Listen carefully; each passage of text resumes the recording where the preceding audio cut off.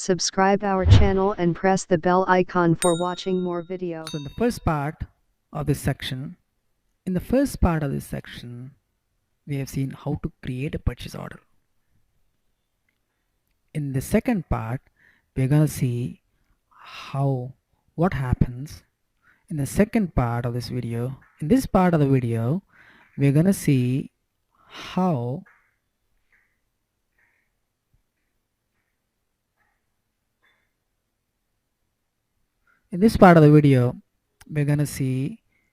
what happens after that.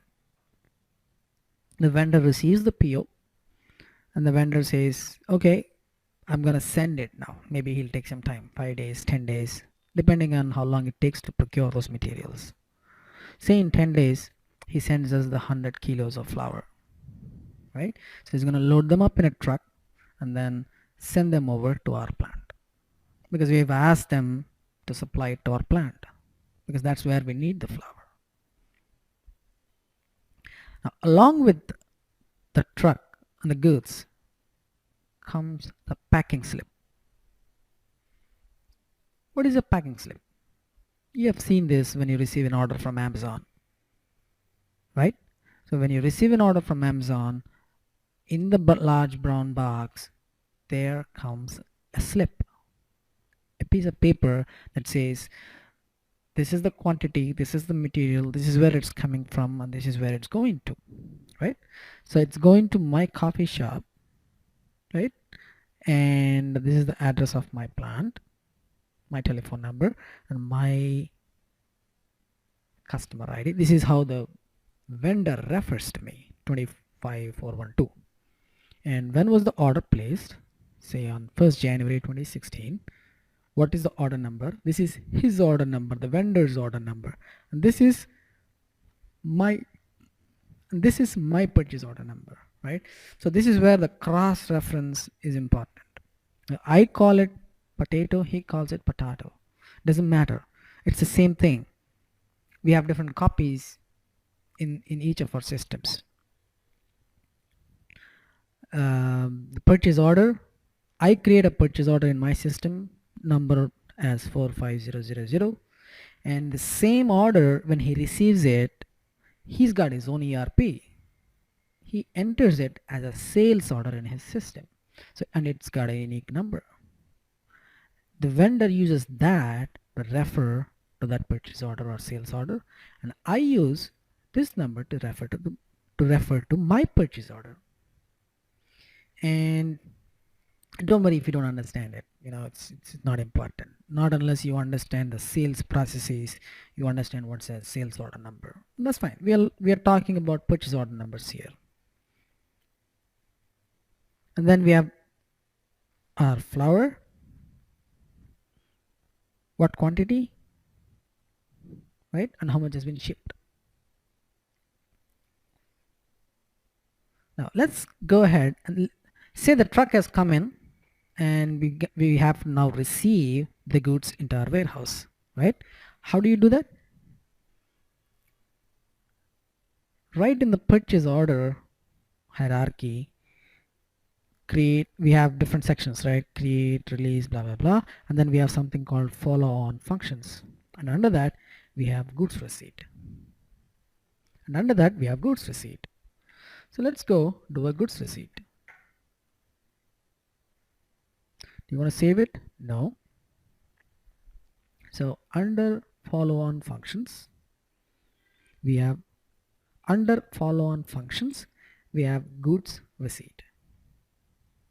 Click on that, right? Here you can enter your purchase order.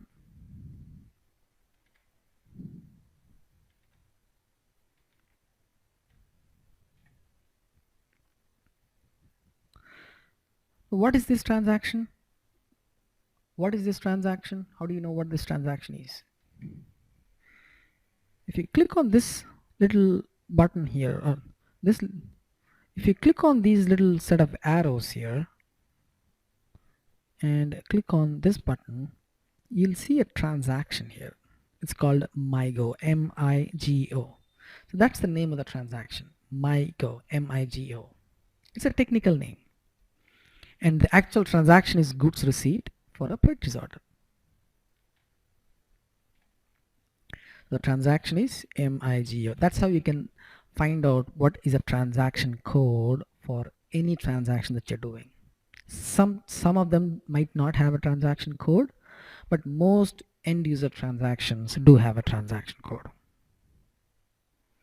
If you want to see them in the menu path, because for example, if you look at this screen, you don't see MIGO here against goods receipt. But if you look at my screen, for example, let's go back. If you see MIGO, right? How do you enable that? You go to extras, settings, and then ensure that you have the display technical names checked on, right? If you don't have that, you won't see this MIGO here. If you have that, click OK. You'll have all the technical details there, like so. Okay, follow on functions, MIGO. So that's how you enable transaction codes. All right, now we want to receive the goods that the vendor has sent. We want to receive the goods that the vendor has sent into our warehouse.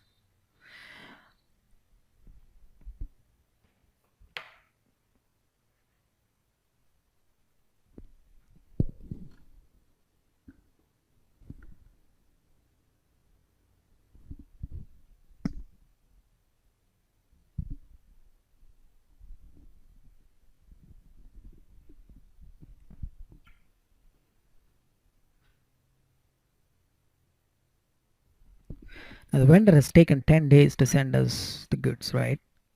In the meantime, you'd have created so many different purchase orders, either to the same vendor or to different vendors. So how do you pull back the PO number that the vendor has sent? You could take that packing slip, right? There was a packing slip, remember?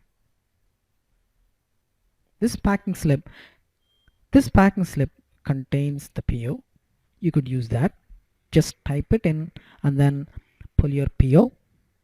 Or you can use search to pull in the PO based on dates or based on who created it. So these are all the search criteria that you have. You can search by company, you can search by purchase order, you can search by purchase document, so on and so forth. Right? You can also search by vendor. For example, if you want to look at all the purchase orders created for that vendor, you could do that. Let's see how to do it. So click on this button, right? We're going to search for purchase orders. Click on that button, and then instead of this tab, go to the vendor tab. Where is it? Purchase documents by vendor, right? And then put your vendor 1222 and click OK. So these are the purchase orders created for this vendor. And I'm looking at the one that is created on 2016. Just select it, click OK, and then as usual hit enter. The system is going to pull the purchase order details here, right? You can go to the material and you know that the material is flour and the quantity is 100, and where did we ask them to be delivered, Chicago plant, so on and so forth. The system has already pulled all the details for that purchase order, right? So the materials quantities are automatically pulled from the purchase order into the screen. Remember, the purchase order was a different transaction. This is a different transaction. So into this transaction, SAP has pulled all the details from the purchase order, right? If you think everything is okay, you can do a visual inspection. And if you think everything is okay, just say item okay. That means you're giving it a thumbs up. Let's do it on the system. So click item okay, right? Hit enter and click post or save. You can do a check as well, to see if there are any errors.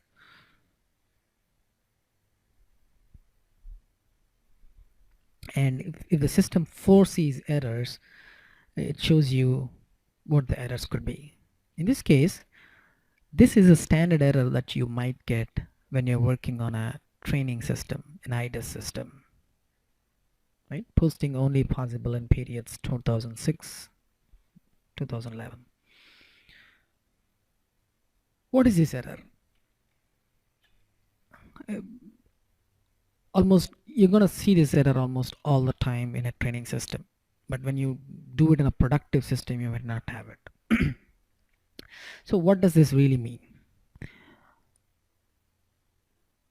Accounting, especially material accounting, again, don't worry too much about it. What it says is, the accounting periods are still only open for 2006 period 11, which is November and December, but we are now in 2016, 2016. So the system is 10 years behind because it's a training system. Nobody has updated it. So it's typically the duty of the finance consultant to update it. And how do you update it? You go to a transaction. So we're going to close this here, and we're going to do a transaction called MMPV. You want to save it? No. So go to a transaction called MMPV. Okay, click OK, and then put your company code 3000. Then here put in 12 2006, because that's the period that we have to open, because 11, I believe 10 and 11 have been closed, right? So try this. It says it's not the current year 2006, which is fine. Hit enter, and it says the current year is 12 2006. So we gotta open 01 2007. So again,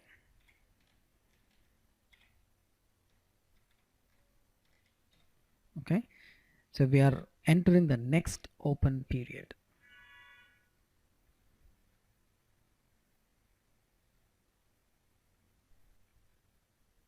Okay, so period closing is complete, log issued. So this is the message that you see when SAP has successfully closed a period. To understand this a little bit, let me give you a little bit of information here. So we are in 2016, right? So in 2016 has, let's just by convention, has 12 periods, Jan, Feb, so on until December, right? So each period is labeled as 01, 02, 03, all the way until 12. At any given point in time, only 2 periods of material management or material accounts are open. For example, we are in April, which means 04 and 03, the previous period, should be open by default. You cannot have more than 2 periods open. But because this is a training system, the system was stuck almost in 2006, right? That was the last transaction anybody has done, maybe, right? Now we have got to close each of these periods and then move on to 2007, close each of these periods and then move on to 2008, close each of them and then move on to 2009, on to 2016. So we've got to close 10 years worth of periods to come to the current period, right? This is not a problem in a productive system because it will always be up to date. Because this is a training system, this is something that you have to do to really come up to speed. It doesn't take long, really. It looks very it looks very time consuming, but each year doesn't take more than 2 minutes. Okay, let's do it on the system real fast.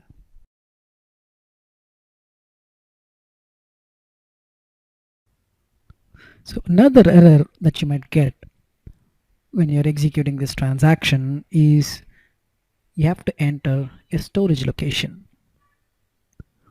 What is a storage location? A plant is where you manufacture goods.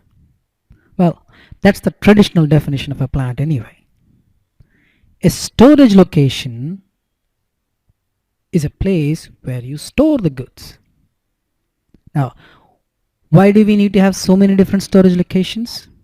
For example, if I am a coffee shop, I store flour, sugar, and all the different kinds of raw materials. I store coffee beans maybe separately because I need to preserve the flavor, so it needs to go into a certain location. And I might store baked goods separately. The point being, a storage location is a place or a conceptual location where we store goods. And one plant could be associated with multiple storage locations. For all practical purposes, think of a storage location as a warehouse. So this plant in Chicago, for example, could be associated with 2 or 3 different storage locations. Or it could be just one. And your storage location need not be always based on materials. It could be based on physical location. For example, if my plant is in Chicago, my storage location for coffee could be in Schaumburg, and for something else based on convenience could be in Naperville or in Lincoln Park or any other suburbs because real estate is cheaper there. Just like the way we have given a plant a number, each storage location will be given a number to. It could be a number, or it could be alphanumeric, or it could be simply alphabetic, like BKG1 for baked goods, or Naperville 1 for Naperville. So you flag the item as OK and try to do a check again. And you get this error. So where do you fill the storage location? You go to storage location and you can either go to the drop down and select the storage location, or you could just enter the storage location manually like 0001 if you know the storage location. So that's how you fix the storage location issue. Another error that you might have is also related to posting periods. This time it's not the material posting, it's the finance posting. Again, if you are starting for the first time, don't worry, it's not very important, but just know how to fix this. In order to fix this problem, you have to go to the transaction OB52. It's a finance transaction. Select your company code. When I talk about company code, it's the data that you entered in the purchase org data tab. And then for the ending year, make sure you end it in the current year. So this is 2016, so I enter 2016 here. It's really simple, I'll just show it out. So open another tab, go to OB52,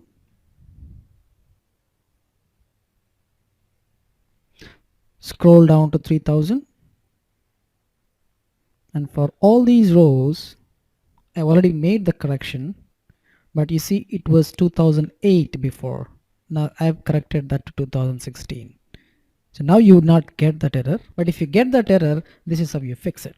So you go change it and save it. Now you're all good to go. Just save the document. And here you have the material document 5.2503. So this is the material document that's posted. Now, how do you check if you have 10 kilos of flour or 100 kilos of flour? The way to do that is via the transaction MMBE. The transaction code is MMBE. Where is it? It's under inventory management. So under logistics, material management, don't open up the purchasing section. Instead, open the inventory management section. So go to inventory management, and under inventory management, go to environment, stock, and MMBE. Let's go there. Go back and open up logistics, material management, inventory management, environment, stock, and stock overview. Now if you double click stock overview and type in MPP401, hit execute, you'd see that this particular warehouse has a stock of 100,198 of this flour. So in this case it's kilos. Now how do you know that the 100 kilos that we have just received has been added to this lot? Well, you really don't know. A quick way to understand it is to create another order again, note down these values, and then try to come back again and refresh this transaction. Let's do it. Let's start all the way. Create a purchase order. Now it's going to be easy, right? We know the drill. Enter the vendor, enter the purchase order data,